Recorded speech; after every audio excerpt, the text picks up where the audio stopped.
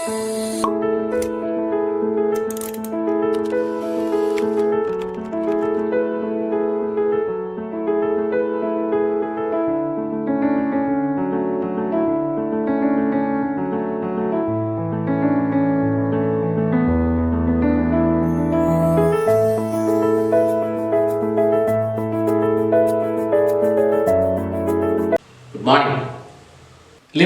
കാൽക്കുമായി ബന്ധപ്പെട്ട 4 പ്രോബ്ലംസ് 4 എക്സ്പെരിമെന്റുകൾ നമ്മളിപ്പോൾ ഡിസ്കസ് ചെയ്തു കഴിഞ്ഞു. Mathematical function, statistical function, payroll accounting, അതുപോലെ തന്നെ ബാർ ചാർട്ട്. ഇനി നമുക്ക് ഡിസ്കസ് ചെയ്യാനുള്ളത് മറ്റു 2 സോഫ്റ്റ്വെയറുകളാണ്. അക്കൗണ്ടിങ് സോഫ്റ്റ്വെയർ ആയിട്ടുള്ള GNU Kata, അതുപോലെ തന്നെ ഡാറ്റാബേസ് മാനേജ്മെന്റ് സോഫ്റ്റ്വെയർ ആയ LibreOffice Base. ഇവയിൽ നിന്നുള്ള 2 എക്സ്പെരിമെന്റുകൾ കൂടിയാണ് നമുക്ക് ഈ വർഷം ചർച്ച ചെയ്യേണ്ടത്. നമുക്ക് നേരിട്ട് ക്ലാസ്സിലേക്ക് കടക്കാം. നമ്മുടെ ആദ്യത്തെ പ്രോബ്ലം GNU Kataയിൽ നിന്നുള്ള പ്രോബ്ലമാണ്. Display profit and loss account and balance sheet of messrs Kumar and sons. കുറച്ച് ട്രാൻസാക്ഷനുകൾ നമ്മൾക്ക് നൽകിയിട്ടുണ്ട്. ആ ട്രാൻസാക്ഷനുകൾ ഉപയോഗിച്ച് കുമാർ ആൻഡ് സൺസിന്റെ പ്രോഫിറ്റ് ആൻഡ് ലോസ് അക്കൗണ്ടും ബാലൻസ് ഷീറ്റും ഡിസ്പ്ലേ ചെയ്യാനാണ് നമ്മളോട് ആവശ്യപ്പെട്ടിരിക്കുക. നമുക്ക് GNU Kata എന്ന് പറയുന്ന അക്കൗണ്ടിങ് സോഫ്റ്റ്വെയറിലാണ് നമുക്ക് ഈ പ്രോബ്ലം ചെയ്യേണ്ടത്. GNU Kata ഓപ്പൺ ചെയ്യുന്നതിനുള്ള പാത്ത് നിങ്ങൾക്കറിയാം. ആപ്ലിക്കേഷനിൽ നമ്മളുടെ കാൽക്കൊക്കെ ഓപ്പൺ ചെയ്യുന്ന പോലെ തന്നെ ഓഫീസിൽ GNU Kata application, office, GNU Kata. GNU Kata'യുടെ സ്ക്രീന് അപ്പോൾ നമുക്ക് ഓപ്പണായി ലഭിക്കുന്നതാണ്. ആ സ്ക്രീനിൽ നിങ്ങൾക്കറിയാം, ആദ്യമായിട്ട് നമ്മളുടെ കമ്പനി അല്ലെങ്കിൽ നമ്മുടെ organisation Messrs Kumar and sons create ചെയ്യുക. അതിനു വേണ്ടിയിട്ട് ക്രിയേറ്റ് ഓർഗനൈസേഷനാണ് നമ്മൾ സെലക്ട് ചെയ്യേണ്ടത്. ഓർഗനൈസേഷൻ്റെ പേര് നമ്മളിവിടെ നൽകുകയാണ്, Messrs Kumar and sons.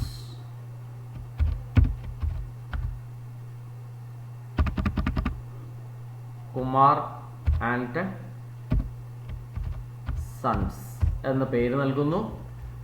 Case ആസിസ് നമ്മൾ എങ്ങനെയാണോ കൊടുത്തത് അതുപോലെ തന്നെ അതിൻ്റെ പേര് കേസ് വന്നിരിക്കും. അല്ലെങ്കിൽ നമ്മൾക്ക് വേണമെങ്കിൽ അത് ലോവർ കേസോ അപ്പർ കേസോ ഒക്കെ ആക്കി കൊടുക്കാം. അതൊന്നും നമ്മളിപ്പോൾ ചെയ്യുന്നില്ല. പ്രോഫിറ്റ് മേക്കിംഗ് ആണ്. നമ്മൾ ഇയർ നമ്മൾക്കറിയാം, നമ്മുടെ പ്രോബ്ലത്തിൽ നോക്കിക്കോളൂ, 1/1/2020 ആണ്. അപ്പോൾ നമ്മുടെ ഫിനാൻഷ്യൽ ഇയർ എന്ന് പറയുന്നത് 1/4/2019 മുതൽ 31/3/2020 വരെയാണ് എന്ന് നമുക്ക് മനസ്സിലാവും. അപ്പോൾ ഇതിനുള്ളിലുള്ള ഒരു ഡേറ്റിലെ ട്രാൻസാക്ഷൻസ് ആണ് നമുക്ക് നൽകിയിരിക്കുന്നത്. അതായത് 2020 ജനുവരിയിലെ ട്രാൻസാക്ഷൻസ് ആണ് നമ്മൾ നൽകിയിരിക്കുന്നത്. അതുകൊണ്ട് ഫിനാൻഷ്യൽ ഇയർ 1/4/2019 ടു 31/3/2020 നമ്മൾ കൊടുക്കുന്നു. അക്കൗണ്ട്സ് ഉള്ളിയാണ് സെലക്ട് ചെയ്തിരിക്കുന്നത്. നമ്മൾ പ്രൊസീഡ് സെലക്ട് ചെയ്യുന്നു. നമുക്കിവിടെ യൂസർ നെയിം കൊടുക്കാം. നമുക്ക് എളുപ്പത്തിന് വേണ്ടിയിട്ട് ഞാൻ സ്മോൾ ലെറ്റർ എ ആണ് കൊടുക്കുന്നത്. User name small letter A കൊടുക്കുന്നു. പാസ്വേഡ് സ്മോൾ ലെറ്റർ എ കൊടുക്കുന്നു. കൺഫേം പാസ്വേഡും സ്മോൾ ലെറ്റർ എ നൽകുന്നു. സെക്യൂരിറ്റി ക്വസ്റ്റ്യനും സ്മോൾ ലെറ്റർ എ. നമുക്ക് പെട്ടെന്ന് ഐഡൻറ്റിഫൈ ചെയ്ത് നാളെ ഇത് ഓപ്പൺ ചെയ്യണമെന്നുണ്ടെങ്കിൽ വേഗം ചെയ്യുന്നതിന് വേണ്ടിയാണ് നമ്മൾ ഇങ്ങനെ എ കൊടുക്കുക.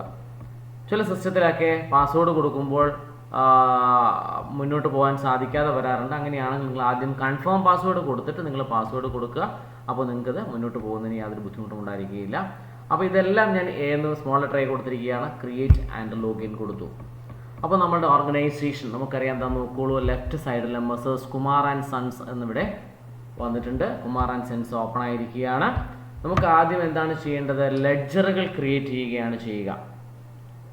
അപ്പോൾ നെക്സ്റ്റ് സ്റ്റെപ്പ്, അപ്പോൾ കമ്പനി ക്രിയേഷൻ അല്ലെങ്കിൽ ഓർഗനൈസേഷൻ ക്രിയേഷൻ നമ്മളുടെ കഴിഞ്ഞിരിക്കുകയാണ്. അവിടെ നമ്മൾ ചെയ്യേണ്ടത് ലെഡ്ജർ ക്രിയേഷൻ ആണ്. നമുക്കറിയാം, നമ്മുടെ ഓരോ ട്രാൻസാക്ഷനിലെയും ലെഡ്ജറുകൾ ക്രിയേറ്റ് ചെയ്യുന്നതിന് മാസ്റ്ററിലാണ് എന്താണ്, മാസ്റ്ററിൽ ക്രിയേറ്റ് അക്കൗണ്ട്. അപ്പോൾ രണ്ടാമത്തെ സ്റ്റെപ്പ് എന്താണ്? Ledger creation. അതിനുള്ള പാത്ത് എന്താണ്? Master create account. അപ്പോൾ നമുക്ക് ലെഡ്ജർ ക്രിയേഷൻ്റെ സ്ക്രീൻ നമുക്ക് ലഭിച്ചിരിക്കുകയാണ്. നമ്മളുടെ ക്വസ്റ്റ്യൻ അനുസരിച്ചിട്ട് അല്ലെ ക്വസ്റ്റ്യനിലെ ട്രാൻസാക്ഷനുകൾ അനുസരിച്ചിട്ട് നമ്മൾ പ്രിപ്പയർ ചെയ്തിരിക്കുന്ന ടേബിൾ നിങ്ങൾ നോക്കുക. ആ ഒരു ടേബിൾ നമ്മൾ ആദ്യം പ്രിപ്പയർ ചെയ്യണം. ഏതെല്ലാം ലെഡ്ജറുകളാണ് നമുക്ക് ക്രിയേറ്റ് ചെയ്യേണ്ടത് നമ്മൾ മുൻകൂട്ടി തീരുമാനിക്കണം. അപ്പോൾ ഓരോ ട്രാൻസാക്ഷൻ എടുക്കുക. ആദ്യത്തെ നമുക്കറിയാം സ്റ്റാർട്ടഡ് ബിസിനസ് വിത്ത് ക്യാഷ് ആണ്. അതിൽ ക്യാഷും ക്യാപിറ്റലുമാണ് നമ്മൾ ക്രിയേറ്റ് ചെയ്യേണ്ടതായിട്ടുള്ള ലെഡ്ജറുകൾ. അപ്പോൾ നമ്മൾ ആദ്യം എന്ത് ചെയ്യുന്നു? ക്യാഷ് ക്രിയേറ്റ് ചെയ്യുകയാണ്. ക്യാഷ് എന്ന് പറയുന്നത് കറണ്ട് അസറ്റ് ആയതുകൊണ്ട് കറണ്ട് അസറ്റ് എന്ന് പറയുന്ന ഗ്രൂപ്പിലാണ് ക്യാഷ് വരുന്നത്. അതിൻ്റെ സബ് ഗ്രൂപ്പ് നമ്മളുടെ കറണ്ട് അസറ്റ് വരുന്ന സബ് ഗ്രൂപ്പ് നോക്കുള്ളൂ. ബാങ്ക്, ക്യാഷ്, ഇൻവെന്ററി ഉണ്ട്. അതിൽ ക്യാഷ് തന്നെയാണ്. അക്കൗണ്ടിൻ്റെ നെയിം എന്താണ്? ക്യാഷ് എന്ന് തന്നെ നമ്മൾ എൻ്റർ ചെയ്യുന്നു. അപ്പോൾ നോക്കൂ, ആദ്യമായി നമ്മൾ ചെയ്യുന്ന ലെഡ്ജർ ക്യാഷാണ്. കറണ്ട് അസറ്റിലാണ് അത് ഗ്രൂപ്പ് വരുന്നത്. സബ് ഗ്രൂപ്പ് ക്യാഷാണ്. അക്കൗണ്ട് നെയിം ക്യാഷാണ്. നമ്മളത് സേവ് ചെയ്യുന്നു. അതുപോലെ തന്നെ രണ്ടാമത്തെ നമ്മളുടെ ലെഡ്ജർ എന്ന് പറയുന്നത് ക്യാപിറ്റലാണ്. ക്യാപിറ്റൽ നമ്മൾ ക്രിയേറ്റ് ചെയ്യുന്നത് ക്യാപിറ്റൽ എന്ന് പറയുന്ന ഗ്രൂപ്പ് തന്നെയാണ്. അതിന് സബ് ഗ്രൂപ്പ് ഇല്ല. അതുകൊണ്ട് നമ്മൾ നണ്ണ് സെലക്ട് ചെയ്യുന്നു. ക്യാപിറ്റലിൻ്റെ നെയിം ക്യാപിറ്റൽ എന്ന് അടിച്ചു കൊടുക്കുന്നു. അക്കൗണ്ട് നെയിം ക്യാപിറ്റൽ സേവ് ചെയ്യുന്നു. അപ്പോൾ ഒന്നാമത്തെ ട്രാൻസാക്ഷനുകളിലെ ക്യാഷും ക്യാപിറ്റലും നമ്മൾ ക്രിയേറ്റ് ചെയ്തിരിക്കുകയാണ്. രണ്ടാമത്തെ ട്രാൻസാക്ഷൻ നോക്കുക. അതിൽ നിങ്ങൾക്കുള്ളത് ഫർണിച്ചറും ക്യാഷുമാണ്. ക്യാഷ് ഓൾറെഡി ചെയ്തത് കൊണ്ട് നമുക്കിത് ചെയ്യേണ്ട ആവശ്യമില്ല. ഫർണിച്ചറാണ് അടുത്ത് നമുക്ക് ലെഡ്ജർ ക്രിയേറ്റ് ചെയ്യേണ്ടത്. ഫർണിച്ചർ ഫിക്സഡ് അസറ്റിലാണ് വരിക. ഫിക്സഡ് അസറ്റിൽ നിങ്ങൾ നോക്കുള്ളൂ, ഫർണിച്ചർ എന്ന് പറയുന്ന ഒരു സബ് ഗ്രൂപ്പ് തന്നെയുണ്ട്. ആ സബ് ഗ്രൂപ്പായിട്ടുള്ള ഫർണിച്ചറിൽ നമ്മൾ ഫർണിച്ചർ എന്ന് പറയുന്ന ലെഡ്ജർ ക്രിയേറ്റ് ചെയ്യുകയാണ്. ഫർണിച്ചർ ക്രിയേറ്റ് ചെയ്യുന്നു. Okay, then save. അപ്പോൾ രണ്ടാമത്തെ ട്രാൻസാക്ഷനിലെ ഫർണിച്ചർ, ക്യാഷ് എന്നിവയിലേക്ക് ഫർണിച്ചർ നമ്മൾ ക്രിയേറ്റ് ചെയ്ത് കഴിഞ്ഞു. മൂന്നാമത്തെ ട്രാൻസാക്ഷൻ നോക്കുക, സാലറി പെയ്ഡ് ആണ്. അതിൽ സാലറിയും ക്യാഷുമാണ്. ക്യാഷ് ഓൾറെഡി നമ്മൾ ചെയ്ത് കഴിഞ്ഞു. സാലറിയാണ് നമുക്ക് അടുത്ത് ചെയ്യേണ്ടത്. സാലറി ഇൻഡയറക്റ്റ് എക്സ്പെൻസിൽ വരുന്ന ഒരു ഐറ്റമാണ്. അതിന് സബ് ഗ്രൂപ്പ് ഇല്ല. അതുകൊണ്ട് സബ് ഗ്രൂപ്പ് നണ്ണാണ് നമ്മൾ സെലക്ട് ചെയ്തിരിക്കുക. അക്കൗണ്ട് നെയിം എന്താണ്? സാലറി ആണ്. സാലറി എന്ന് നമ്മൾ ടൈപ്പ് ചെയ്ത് സാലറിയുടെ അക്കൗണ്ട് പേര് കൊടുത്തു, സേവ് ചെയ്യുന്നു. അതുപോലെ അടുത്ത ട്രാൻസാക്ഷൻ നിങ്ങൾ നോക്കുക, പർച്ചേസ്ഡ് ഗുഡ്സ് ആണ്.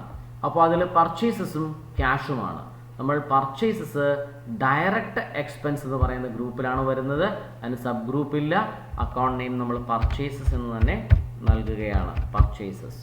അതിനുശേഷം അത് സേവ് ചെയ്യുന്നു. അടുത്തത് സെയിൽസ് ആണ്. സോൾഡ് ഗുഡ്സ് ഫോർ ക്യാഷ് ആണ്. സെയിൽസും ക്യാഷുമാണ്. അപ്പോൾ നമ്മൾ അടുത്ത് എന്താണ്? ഡയറക്റ്റ് ഇൻകത്തിലാണ് സെയിൽസ് വരുന്നത്. അതിനും സബ് ഗ്രൂപ്പ് ഇല്ല. ലെഡ്ജറിൻ്റെ പേര് സെയിൽസ് എന്നാണ്. നമ്മൾ സെയിൽസ് എന്ന് പറയുന്ന ലെഡ്ജർ ക്രിയേറ്റ് ചെയ്യുന്നു, സേവ് ചെയ്യുന്നു. അടുത്ത വേജസ് പെയ്ഡ് ആണ്. വേജസ് പെയ്ഡ് എന്ന് പറയുമ്പോൾ വേജസും ക്യാഷുമാണ്. അപ്പോൾ നമ്മൾ ചെയ്യേണ്ടത് വേജസ് ഡയറക്റ്റ് എക്സ്പെൻസ് ആണ്. വേജസ് എന്ന് പറയുന്ന അതിനും സബ് ഗ്രൂപ്പ് നമുക്കില്ല. അതുകൊണ്ട് നൺ സെലക്ട് ചെയ്യുക. വേജസ് എന്ന് പറയുന്ന ലെഡ്ജർ നമ്മൾ ക്രിയേറ്റ് ചെയ്യുകയാണ്. ഓക്കെ, അടുത്ത ട്രാൻസാക്ഷൻ നിങ്ങൾ നോക്കുക, റെൻറ്റ് റിസീവ്ഡ് ആണ്. Rent received. അപ്പോൾ റെൻറ്റും ക്യാഷുമാണ്. റെൻറ്റ് റിസീവ്ഡ് ആണ്. അത് ഇൻഡയറക്റ്റ് ഇൻകം ആണ്. റിസീവ്ഡ് ആണ്, ഇൻകം ആണ്. റെൻ്റ് ആയതുകൊണ്ട് ഇൻഡയറക്റ്റ് ആണ്. നമ്മൾ റെൻറ്റിൻ്റെ ലെഡ്ജറിൻ്റെ പേര് കൊടുക്കുന്നു, റെൻ്റ് എന്ന് കൊടുക്കുന്നു, സേവ് ചെയ്യുന്നു. അതിനുശേഷം വന്നിരിക്കുന്നത് എന്താണ്? രാമന് സാധനങ്ങൾ കടമായിട്ട് വിൽക്കുകയാണ്. Sold goods to Raman. അപ്പോൾ അവിടുത്തെ രണ്ട് ലെഡ്ജറുകൾ ഏതൊക്കെയാണ്? രാമനും സെയിൽസുമാണ്. രാമൻ നമ്മൾ ഇതുവരെ ക്രിയേറ്റ് ചെയ്തിട്ടില്ല, പക്ഷേ സെയിൽസ് ഓൾറെഡി ക്രിയേറ്റ് ചെയ്തതാണ്. നമ്മൾ രാമൻ എന്ന് പറയുന്ന രാമൻ നമുക്ക് പൈസ തരാനുള്ള ആളാണ്. നമ്മൾ ഡെറ്റർ ആയതുകൊണ്ട് കറണ്ട് അസറ്റ്സിലാണ് നമ്മൾ ക്രിയേറ്റ് ചെയ്യുക. അതിന് സബ് ഗ്രൂപ്പ് ഉണ്ട്. സൺഡ്രി ഡെറ്റേഴ്സ് എന്ന് പറയുന്ന സബ് ഗ്രൂപ്പിലാണ് നമ്മൾ ക്രിയേറ്റ് ചെയ്യുക. രാമൻ എന്ന് പറയുന്ന ലെഡ്ജർ ക്രിയേറ്റ് ചെയ്യുന്നു, രാമൻ അക്കൗണ്ട്. സെയിൽസ് നമുക്ക് അവിടെ ക്രിയേറ്റ് ചെയ്യേണ്ട ആവശ്യമില്ല. അവസാനത്തേത് ഡെപ്പോസിറ്റഡ് ഇൻ ബാങ്കാണ്. ക്യാഷും ബാങ്കുമാണ്. നമ്മൾ ബാങ്ക് അക്കൗണ്ട് ഇതുവരെ ക്രിയേറ്റ് ചെയ്തിട്ടില്ല. അതുകൊണ്ട് അടുത്ത് നമ്മൾ എന്താണ്? കറണ്ട് അസറ്റിൽ ബാങ്ക് എന്ന് പറയുന്ന സബ് ഗ്രൂപ്പിൽ ബാങ്ക് എന്ന് പറയുന്ന ലെഡ്ജർ ക്രിയേറ്റ് ചെയ്യുകയാണ്.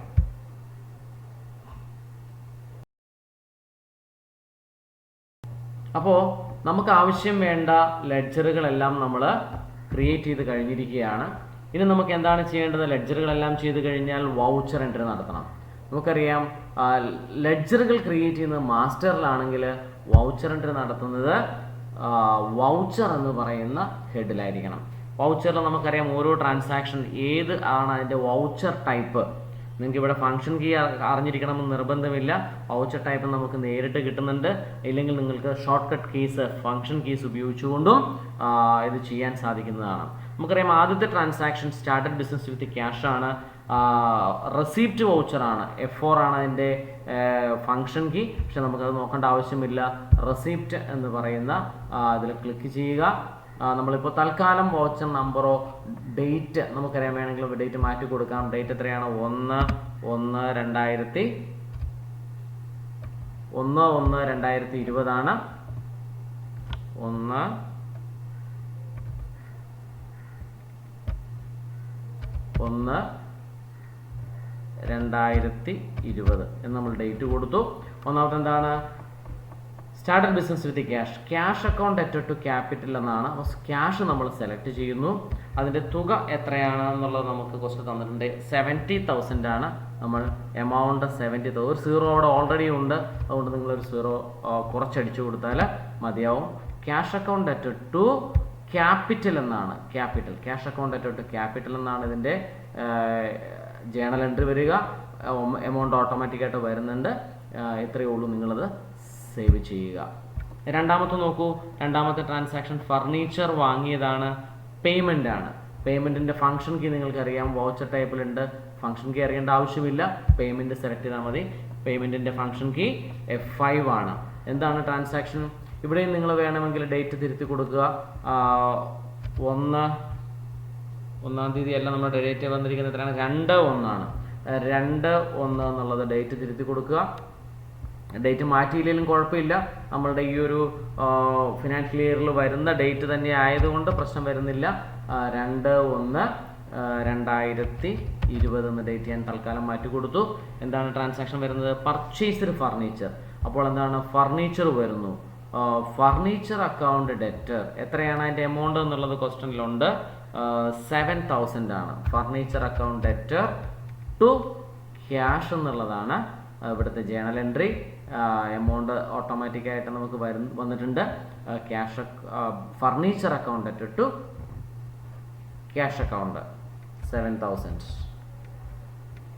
നമ്മൾ സേവ് ചെയ്യുക. Furniture account debtor to cash. അടുത്തെന്താണ്?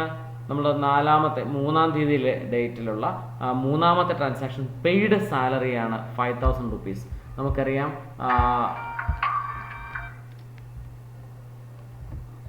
പേയ്മെൻറ്റിലാണ് വരുന്നത്. പേയ്മെൻറ്റിലാണ് പെയ്ഡ് സാലറി വരിക. അപ്പോൾ എന്താണ് വരിക?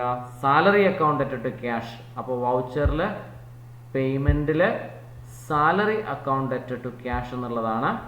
Salary account debtor. അതിൻ്റെ തുക വന്നിരിക്കുന്നത് 5,000 ആണ്. 5,000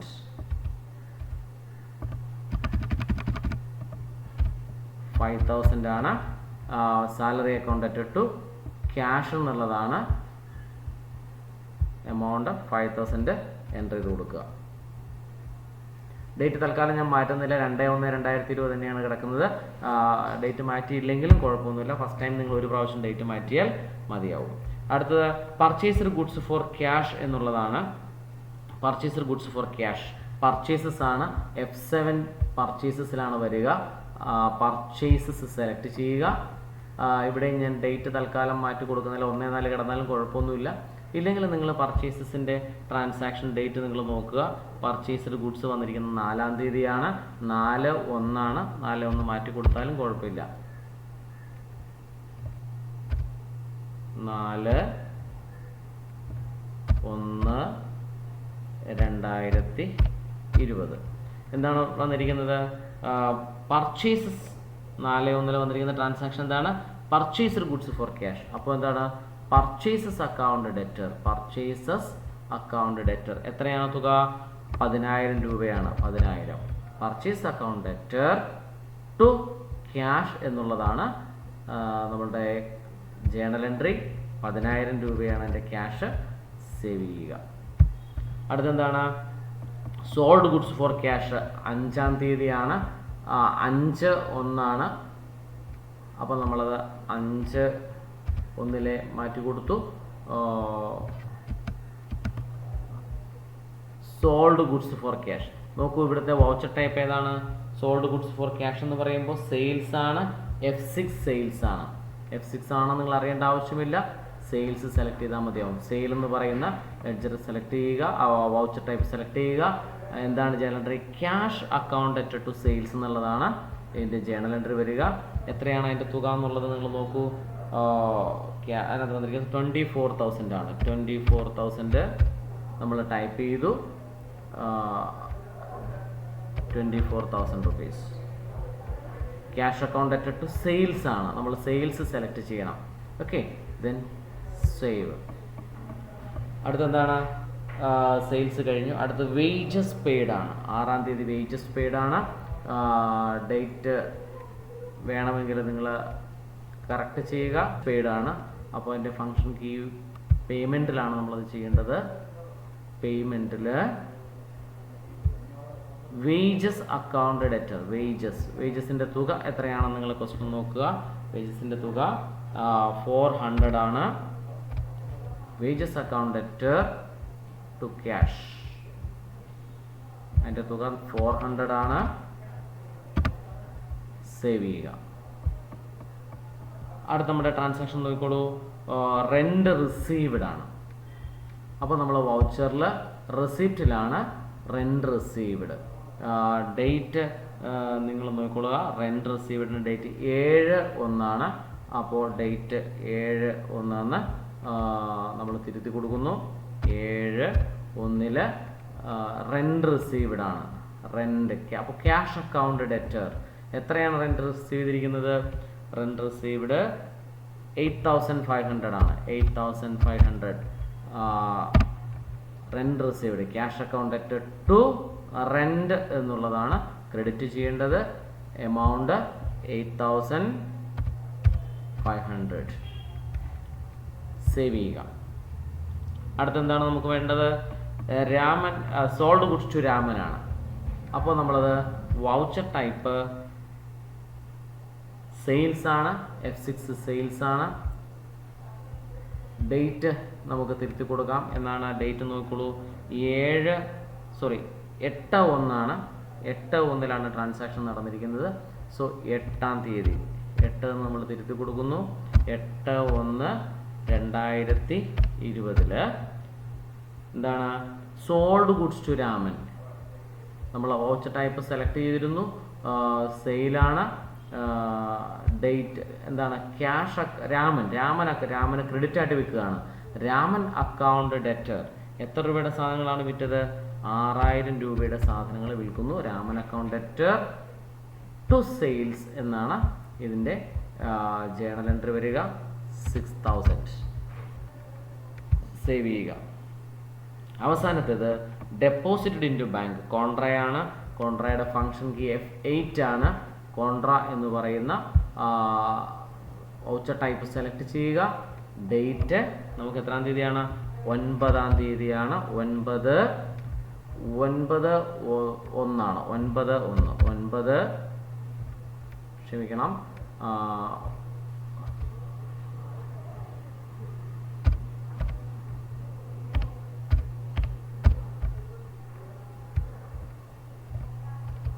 9-1-2020 bank account debtor. Correct bank തന്നെയാണ് സെലക്ട് ചെയ്ത് കിടക്കുന്നത്. എത്ര രൂപയാണ് നമ്മൾ ഡെപ്പോസിറ്റ് ചെയ്തത്? 2,000 രൂപയാണ്. Bank account debtor 2,000 to cash. അപ്പോൾ ക്രെഡിറ്റ് നമ്മൾ ക്യാഷ് സെലക്ട് ചെയ്യുന്നു. എമൗണ്ട് ടൈപ്പ് ചെയ്ത് കൊടുക്കുന്നു. നോക്കൂ, ഇത്തരത്തിൽ നമ്മൾ എല്ലാ ലെഡ്ജർ അക്കൗണ്ടുകളും വൗച്ചർ ടൈപ്പ് എല്ലാ ട്രാൻസാക്ഷനുകളും നമ്മൾ വൗച്ചർ ടൈപ്പ് നടത്തിയിരിക്കുകയാണ്, വൗച്ചർ എൻട്രി നടത്തിയിരിക്കുകയാണ്. ഇനി നമ്മൾ എന്താ ചെയ്യുക? റിപ്പോർട്ടിൽ profit and loss account select ചെയ്യുക. ഇയർ ഇവിടെ വന്നിട്ടുണ്ട്. 1/4/2019 to 31/3/2020 വ്യൂ കൊടുക്കുക. വ്യൂ കൊടുക്കുമ്പോൾ നിങ്ങൾക്ക് ഇതിൻ്റെ ആൻസർ കിട്ടിയിട്ടുണ്ട്. എത്രയാണ്? 23,100 ആണ് ഇതിൻ്റെ നെറ്റ് പ്രോഫിറ്റ് എന്ന് പറയുക. ഗ്രോസ് പ്രോഫിറ്റ് കിട്ടിയിട്ടുണ്ട് 19,600, അതുപോലെ തന്നെ 23,100 നെറ്റ് പ്രോഫിറ്റ് കിട്ടിയിട്ടുണ്ട്. അതുപോലെ തന്നെ ബാലൻസ് ഷീറ്റ് ഡിസ്പ്ലേ ചെയ്യുന്നതിന് റിപ്പോർട്ടിൽ ബാലൻസ് ഷീറ്റ് എന്ന് പറയുന്നത് ക്ലിക്ക് ചെയ്യുക. അവിടെയും ഡേറ്റ് അവിടെ ഓട്ടോമാറ്റിക്കായിട്ട് വരുന്നുണ്ട്. വ്യൂ കൊടുക്കുക. നിങ്ങൾക്ക് ബാലൻസ് ഷീറ്റ് വ്യൂ ചെയ്യാനായിട്ട് സാധിക്കും. 93,100 ആണ് നമ്മളുടെ ബാലൻസ് ഷീറ്റിൻ്റെ ടോട്ടൽ എന്ന് പറയുന്നത്. അപ്പോൾ ഇത്തരത്തിൽ വളരെ സിമ്പിളായിട്ട് ഇതിലെ പ്രോബ്ലം നമുക്ക് ചെയ്യാനായിട്ട് സാധിക്കും. GNU Khata voucher entry ledger create ചെയ്ത് വൗച്ചർ എൻട്രി നടത്തി ട്രേഡിംഗ് ആൻഡ് P&L അക്കൗണ്ടും ബാലൻസ് ഷീറ്റും ഡിസ്പ്ലേ ചെയ്യുന്നതാണ് നമ്മളുടെ ആദ്യത്തെ പ്രോബ്ലം. അടുത്തതായി നമ്മൾ ഡിസ്കസ് ചെയ്യുന്നത് നമ്മളുടെ ഫോക്കസ് പോയിന്റിലെ പ്രാക്ടിക്കലിൻ്റെ അവസാന ക്വസ്റ്റ്യൻ ആണ്. ലിബർ ഓഫീസ് ബേസ് ഒരു സിമ്പിൾ ടേബിൾ ക്രിയേഷൻ ആണ് നമ്മളിവിടെ ചെയ്യുന്നത്. ക്വസ്റ്റ്യൻ നിങ്ങൾ നോക്കുക. From the following create a database table in design view. ഒരു സ്ഥാപനത്തിലെ കുറച്ച് എംപ്ലോയീസിൻ്റെ employee ID, employee name, sex, basic pay എന്നിവ തന്നിരിക്കുകയാണ്. അതുപയോഗിച്ച് എങ്ങനെയാണ് ഒരു ടേബിൾ ക്രിയേറ്റ് ചെയ്യേണ്ടതെന്നാണ് നമ്മൾ ഡിസ്കസ് ചെയ്യുക. നമുക്കറിയാം ലിബർ ഓഫീസ് ബേസ് ഓപ്പൺ ചെയ്യുന്നതിനുള്ള പാത്ത് നമ്മൾ നേരത്തെ ഡിസ്കസ് ചെയ്തതുപോലെ തന്നെ ആപ്ലിക്കേഷനിൽ ഓഫീസിൽ ലിബർ ഓഫീസ് ബേസ് എന്നുള്ളതാണ്. Application office LibreOffice Base. അത് ക്ലിക്ക് ചെയ്യുമ്പോൾ നമുക്ക് കിട്ടുന്ന ഡാറ്റാബേസ് വിസാർഡ് ഇതാണ്. അവിടെ ക്രിയേറ്റ് എ ന്യൂ ഡാറ്റാബേസ് എന്നുള്ളതൊരു ടിക്ക് ഓൾറെഡി ഉണ്ടാവും. അത് നമ്മളവിടെ അത് ടിക്ക് ഇല്ലെങ്കിൽ അത് ടിക്ക് കൊടുത്തിട്ട് നെക്സ്റ്റ് അടിക്കുക. നെക്സ്റ്റ് കൊടുക്കുമ്പോൾ നമ്മളോട് ഇത് ഫിനിഷ് ചോദിക്കുന്നു, ഫിനിഷ് കൊടുക്കുന്നു. അപ്പോൾ നമ്മൾ എംപ്ലോയിയുടെ ഈ ഡാറ്റാബേസിൻ്റെ പേരാണ് ചോദിക്കുക. നമ്മളതിനെ ഈ എംപ്ലോയി ഡീറ്റെയിൽസ് എന്ന പേരിലാണ് ആ ഡാറ്റാബേസ് സേവ് ചെയ്യുക. അപ്പോൾ എംപ്ലോയി ഡീറ്റെയിൽസ് എന്ന പേരിൽ ഒരു ഡാറ്റാബേസ് നമ്മൾ ക്രിയേറ്റ് ചെയ്തു. അപ്പോൾ നമുക്ക് ലിബർ ഓഫീസ് ബേസിൻ്റെ ഡാറ്റാബേസ് ഓപ്പണായി വന്നിരിക്കുകയാണ്. ഡാറ്റാബേസിൻ്റെ 4 ഘടകങ്ങൾ, elements, Libre Office ബേസിൻ്റെ 4 elements, components നിങ്ങൾക്ക് ഇവിടെ കാണാൻ സാധിക്കും ലെഫ്റ്റ് സൈഡിൽ. ഒന്നാമത്തത് ടേബിള്, 2 ക്വറി, 3 ഫോംസ്, 4 റിപ്പോർട്ട്സ്. ഇതിൽ ടേബിൾ എന്ന് പറയുന്ന 4 എലമെൻറ്റ്സ് ആണുള്ളത്. അതിൽ ആദ്യത്തേത് ടേബിൾ എന്ന് പറയുന്നതാണ് നമ്മൾ സെലക്ട് ചെയ്യേണ്ടത്. നമുക്ക് പ്രധാനമായും ടേബിൾ ഡിസൈൻ വ്യൂവിലും വിസാർഡ് വ്യൂവിലും സെലക്ട് ചെയ്യാനായിട്ട് സാധിക്കും. നമ്മളിവിടെ create table in design view എന്നുള്ള ഓപ്ഷൻ ഉപയോഗിച്ചിട്ടാണ് ടേബിൾ ക്രിയേറ്റ് ചെയ്യുക. അപ്പോൾ ടേബിൾ സെലക്ട് ചെയ്യുക, അതിനുശേഷം create table in design view എന്നുള്ളത് സെലക്ട് ചെയ്യുക. അപ്പോൾ നമുക്ക് field name and field type എന്നുള്ള ഒരു ഓപ്ഷൻ, ഒരു സ്ക്രീനാണ് ലഭിക്കുന്നത്. നമ്മുടെ ക്വസ്റ്റ്യനിലെ ഓരോ കോളം ഹെഡിങ്സുമാണ് നമ്മളുടെ ഫീൽഡ് നെയിം എന്ന് പറയുന്നത്. ഒന്നാമത്തത് എംപ്ലോയി ID, EMP ID ആണ്. EMP ID നമ്മൾ ഫീൽഡ് നെയിമായിട്ട് എൻട്രി ചെയ്യുന്നു. അതിൻ്റെ ഫീൽഡ് ടൈപ്പ് അല്ലെങ്കിൽ ഡാറ്റ ടൈപ്പ് ടെക്സ്റ്റ് ആണ്. നമുക്കറിയാം ഒരു എംപ്ലോയി IDയിൽ നമുക്ക് ഈ തന്നിരിക്കുന്ന ക്വസ്റ്റ്യനിലെ നമ്പേഴ്സ് മാത്രമേ ഉള്ളൂ. നമ്പേഴ്സിൻ്റെ കൂടാതെ ചിലപ്പോൾ ആൽഫബറ്റ്സും എംപ്ലോയി IDയിലൊക്കെ ചിലപ്പോൾ ഉണ്ടാകാം. തന്നെയുമല്ല നമുക്കതൊരു കാൽക്കുലേഷൻ പർപ്പസിന് വരുന്ന ഏരിയ അല്ല. അതുകൊണ്ട് നമുക്ക് അതിൻ്റെ ഫീൽഡ് ടൈപ്പ് അല്ലെങ്കിൽ ഡാറ്റ ടൈപ്പ് ടെക്സ്റ്റ് തന്നെ ഉപയോഗിക്കുന്നതാണ് നല്ലത്. രണ്ടാമത്തത് EMP നെയിമാണ്, എംപ്ലോയി നെയിം EMP നെയിമാണ്. നെയിമും നമുക്ക് ഏതിൽ തന്നെ വരുന്നതാണ്, ടെക്സ്റ്റിൽ വരുന്നതാണ്, ഫീൽഡ് ടൈപ്പ് ടെക്സ്റ്റ് തന്നെയാണ്. അതിനുശേഷം EMP സെക്സ് ആണ്, EMP സെക്സും ടെക്സ്റ്റ് തന്നെയാണ്. അടുത്ത നോക്കൂ, ലാസ്റ്റത്തത് EMP BP ആണ്. BP means basic pay. ഒരു എംപ്ലോയിയുടെ ബേസിക് പേ ചിലപ്പോൾ കാൽക്കുലേഷൻ പർപ്പസിന് ഒക്കെ ഉപയോഗിക്കുന്നത് കൊണ്ട് നമുക്കത് ടെക്സ്റ്റിലല്ല, അത് നമ്പർ ന്യൂമറിക് എന്ന് പറയുന്ന ഫീൽഡ് ടൈപ്പിലാണ്, ഡാറ്റ ടൈപ്പിലാണ് അത് സേവ് ചെയ്യേണ്ടത്. അപ്പോൾ ആദ്യത്തെ 3 ടെക്സ്റ്റിലും കാൽക്കുലേഷൻ പർപ്പസിന് ആവശ്യമായ EMB, BP, HR അങ്ങനെയൊക്കെ ഉണ്ടെങ്കിൽ അതെല്ലാം നമ്മൾ നമ്പറിലുമാണ് സെലക്ട് ചെയ്യേണ്ടത്. അപ്പോൾ നമുക്ക് തന്നിരിക്കുന്ന ടേബിളിലെ 4 കോളംസ് 4 ഫീൽഡ് നെയിമുകൾ നമ്മൾ എൻ്റർ ചെയ്തു, അതിൻ്റെ ഡേറ്റ ടൈപ്പ് എൻ്റർ ചെയ്തു. ഇതിൽ നോക്കൂ, യുണീക്ക് ആയിട്ടുള്ള ഓരോ എംപ്ലോയീസിനും പ്രത്യേകമായുള്ള ഒരു ഡാറ്റ എന്ന് പറയുന്നത്, ഇപ്പോൾ എംപ്ലോയിയുടെ നെയിം ചിലപ്പോൾ നമുക്ക് റിപ്പീറ്റ് ചെയ്ത് വരാം, സെക്സ് റിപ്പീറ്റ് ചെയ്താൽ, ഒരേ ബേസിക് പേ ഉള്ള ധാരാളം എംപ്ലോയീസ് ഉണ്ടാകാം. എന്നാൽ ഒരേ എംപ്ലോയി ID ഉള്ള ഒരൊറ്റ എംപ്ലോയി മാത്രമേ ഉണ്ടാവുകയുള്ളൂ. അപ്പോൾ അതുകൊണ്ട് ആ യുണീക്ക് ആയിട്ടുള്ള ഡാറ്റ EMB ID നമ്മൾ പ്രൈമറി കീ ആയിട്ട് സെറ്റ് ചെയ്യുകയാണ്. ആ പ്രൈമറി കീ ആയിട്ട് സെറ്റ് ചെയ്യുന്ന എങ്ങനെയാണ് ഒരു പ്രൈമറി കീ സെറ്റ് ചെയ്യുന്നതാണ് നമ്മളിവിടെ ഇപ്പോൾ ഡിസ്കസ് ചെയ്യുക.